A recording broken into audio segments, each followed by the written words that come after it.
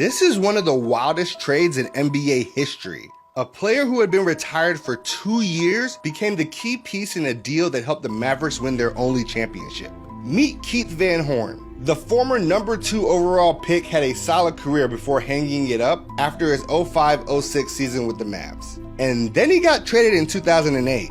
See, the Mavs wanted to acquire Jason Kidd from the Nets, but league rules required the salaries to match because both teams were over the cap, and they couldn't make it work with their active players. So Mark Cuban found a loophole. Van Horn hadn't played since 2006, but he never officially retired and the Mavs hadn't renounced his rights. And since the NBA allows teams to go over the cap to re-sign their own players, Cuban signed Van Horn to a new deal and traded him to the Nets to make the money work.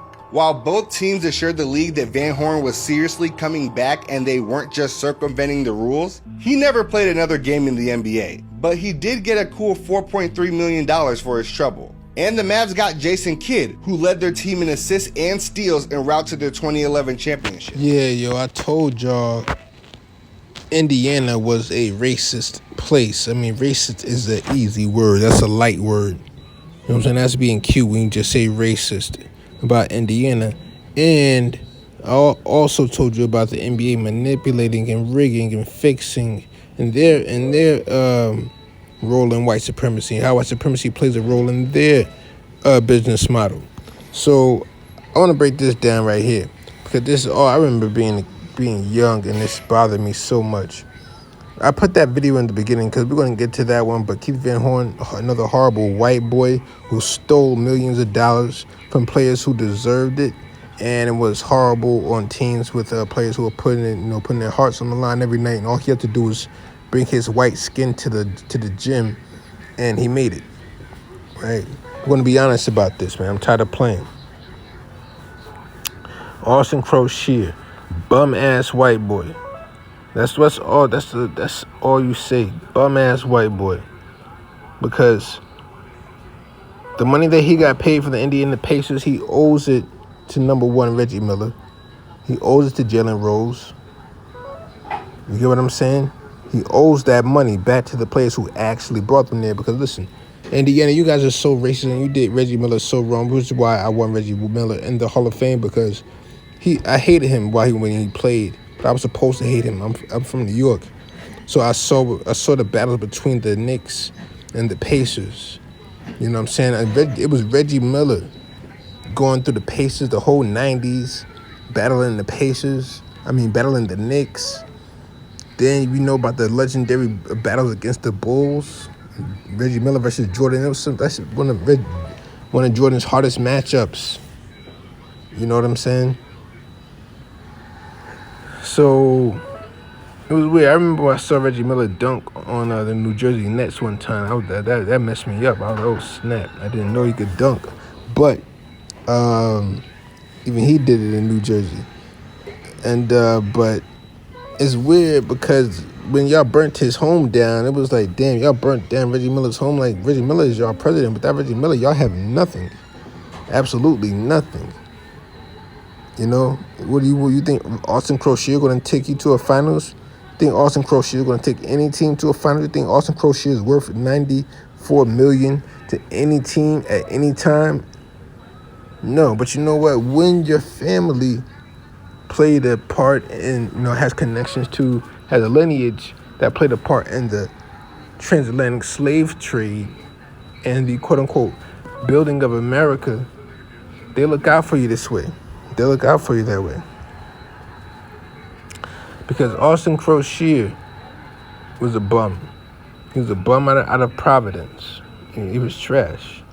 But if you remember, let me tell you, because I can tell you about the NBA manipulating and fixing everything, the way and how it works.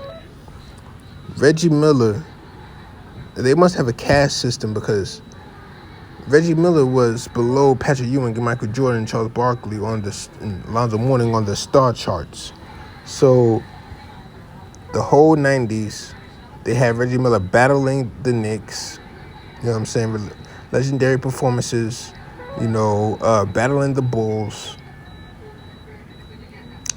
Then we get to 1999, 2000, where we get to 1999, where Michael Jordan retires. And just the year before that, it was the Pacers that took the Bulls to 7 games in the conference championship. So they got to be next, right? They got to be next up, right? So they go to the finals. They go to the finals and play the Los Angeles Lakers. They play the Shaq and Kobe Lakers. To me, that was the worst finals of all times. But I look back, it really wasn't. There's been some worse. Like now, the Miami Heat and Dallas Mavericks, the D Wade version, the 06 final. That to me now is the worst finals of all times. But like Reggie Miller spent the whole 90s battling superstars, big time games. You know what I'm saying? The least got his house burnt down. Got his mansion burnt down in Indiana. By who they never found out. I'm pretty sure it was a Klan member. And, they didn't do anything about it. But if anybody deserved any of that, deserve a $94 million contract extension. This is 1999 I'm talking about. They didn't give out those type of extensions back then. Back then, this is like crazy. Like, this is crazy. This is like, remember how it was when Patrick Mahomes got his extension? It was like that. It was like that type of excitement around it when Austin Crochet got $94 million. Like, oh man, he almost got $100 million for being a bum-ass white boy off the bench. Remember what Alonzo Mourning had to go through to get $100 million? And all the work he put in, right? This is white supremacy. This is what we're talking about here. So the NBA, let me get back to the NBA and them manipulating and fixing shit, right? Because the year before, Jordan took it was Jordan and the Bulls and the Pacers in the conference championship, 7 games, great finals, way better than the actual finals. You know what I'm saying? Jordan had to go through all the white towns, but so the NBA said we're going to reward somebody with money, and we're going to reward somebody with star power. All right. So after Reggie Miller did all that battling throughout the 90s, they said we're going to reward Austin Crochet, the white boy off the bench that got drafted the year before, with $94 million. Remember, Jalen Rose is on this team. Jalen Rose had been on this team for about 3 years already. You know what I'm saying? It wasn't new. Like, so if anybody deserved it, it was not no bench player. And if you go back, right, 1997, right after the draft,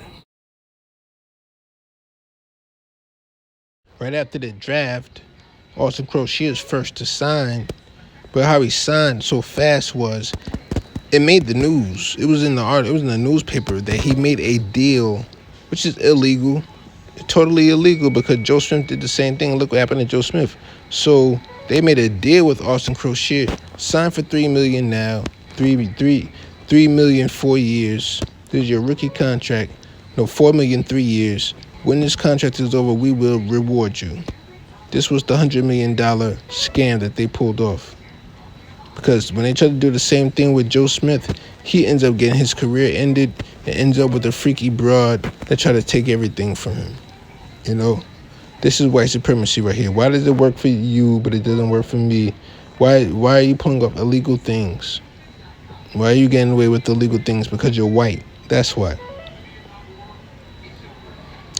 You know, and so he made a deal. Donnie Walsh made a deal with Austin Crochet to sign this $4 million deal worth over 3 years, so that when this deal is over, he's going to re him up with $94 million. $94 million just for making the final. The Pacers didn't win. They lost to Shaq and Kobe. But that's what I'm talking about. Austin Crochet got rewarded with the money. And Kobe got rewarded with the star power. Because just the year before, this is after, they had that short season, so everybody can forget it and we can fast forward into the next thing. So basically, they fast forwarded the Knicks and the Spurs, fast forwarded Tim Duncan and all that. They said basically Kobe Bryant is after Michael Jordan. That's how they did it. That's why the NBA is in such trouble that they're in now using magnetic rims. You get what I'm saying?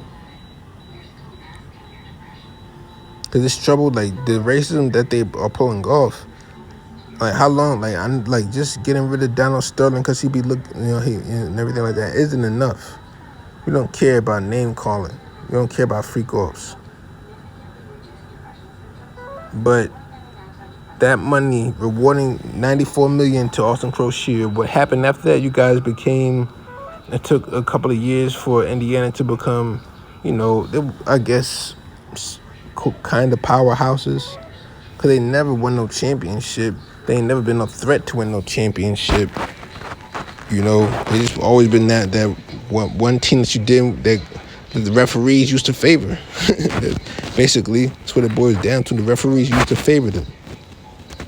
So let's see how this works out. Let's see if they're gonna do Tyrese Halliburton the same way. Let's see how he plays. He's putting in the line, putting up numbers. Are they gonna treat him correctly? And look what they did to Paul George and Reggie Miller. But this is how white supremacy works in the NBA. I'm gonna be back with how white supremacy works in sports when I'm gonna talk about Brian Finneran. All right, I'm gonna go and get out of here, man. I'm out.